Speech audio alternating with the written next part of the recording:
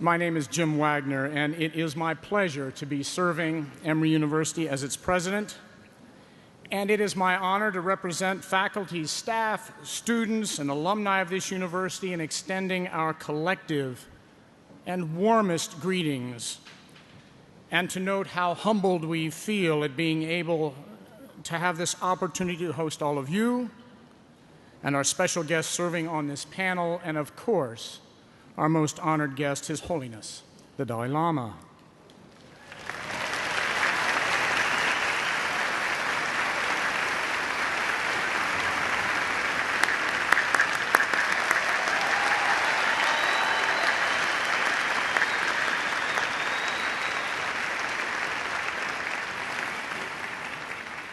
It's been a marvelous visit with His Holiness so far, and this marks only the halfway mark.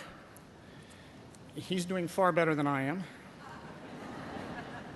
Our thanks are due to the Emory-Tibet Partnership and the many faculty and staff members who have had a hand in preparing this intellectual feast, including the installation of His Holiness as Presidential Distinguished Professor, which will take place tomorrow morning in the same place. Thank you, yes.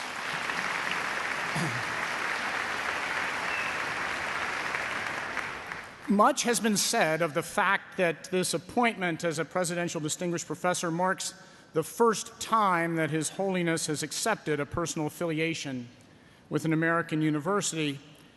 This personal affiliation, though, helps further to cement an extraordinary institutional affiliation. This is one of the few times, at least in recent memory,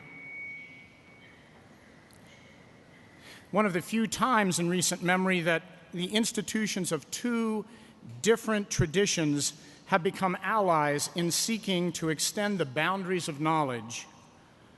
They are allies not primarily because they want to exchange students or to study each other.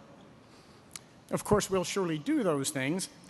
But more importantly, the two institutions want to combine the best thinking of both traditions to ask new questions that can transform humanity and to seek new answers to old questions. We truly believe that the dialogue between Eastern and Western ways of knowing can lead not merely to new knowledge, but also perhaps to new ways of being in community with the world. It's therefore very fitting that this first Emory Summit on Religion, Conflict, and Peacebuilding be held at Emory on this weekend when His Holiness can be with us.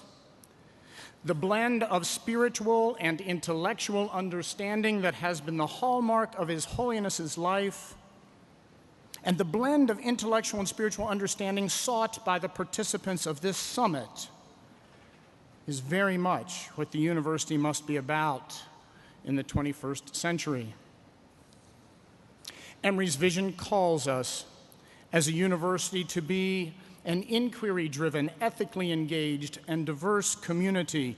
In our century, intellectual inquiry and ethical engagement must include openness to the value of interreligious dialogue, to the exploration of diverse ways of understanding religions and the human spirit. This is not a dialogue that universities have often felt comfortable in sponsoring. At Emory, we do, because we're committed to the idea that universities must engage questions of the spirit just as diligently as we explore the natural sciences, professional disciplines, and the social world. So for all of you and for our panelists, for those who will engage in this special way, requiring courageous leadership, I thank you for your demonstration of that leadership this afternoon. Welcome to all of you.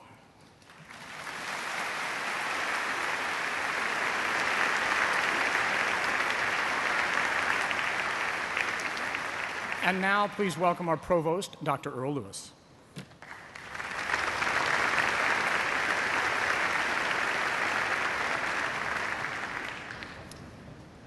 Good afternoon.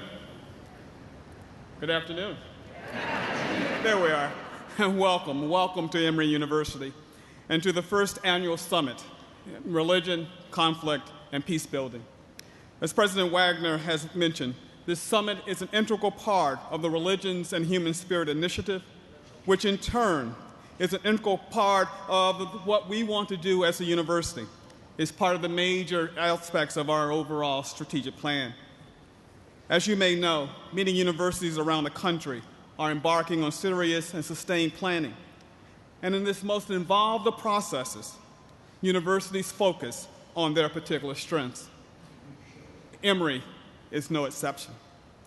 We're quite fortunate to have inherited a very deep tradition of rigor and excellence in the study of religion here at Emory University, which enables us in this century to take this turn and explore the connections among religion, conflict, and peace building.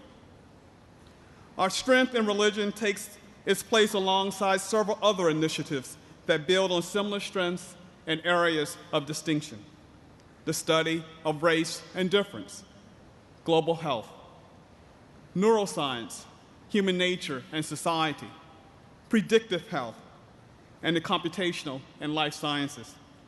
Together, they combine to guide our intellectual agenda for the next decade and beyond. Our moderator, Professor Laurie Patton, will be giving you more details about our unique perspectives in the study of religion at Emory. Laurie is both the former chair of the Department of Religion and one of the co-leaders of the Religions and Human Spirit Initiative. But as the chief academic officer of the university, I thought it worthwhile to tell you a little more about the nature of our overall planning and the kind of changes we're trying to make in the world as educators and as citizens. Emory's strategic plan reflects its mission and its vision statement, which emphasizes humane teaching, integrative knowledge across all the disciplines, and a global perspective on the human condition. For each initiative, we asked a simple three-part question. Do we have strengths or the capacity to build strengths?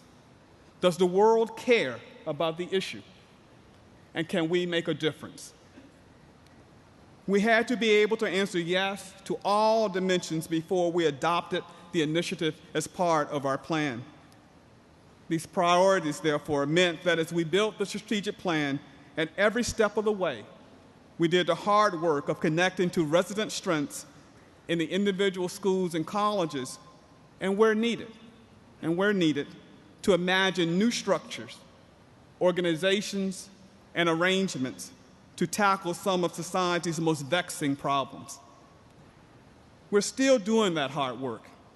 In addition to the major stakeholders in the study of religion, the Graduate Division of Religion, the Department of Religion in Emory College, and the Candler School of Theology, the Religions and Human Spirit Initiative has important partnerships with several other centers across the campus: the Institute of Global Health, the Rollins School of Public Health, the Schools of Medicine, Nursing, and Law.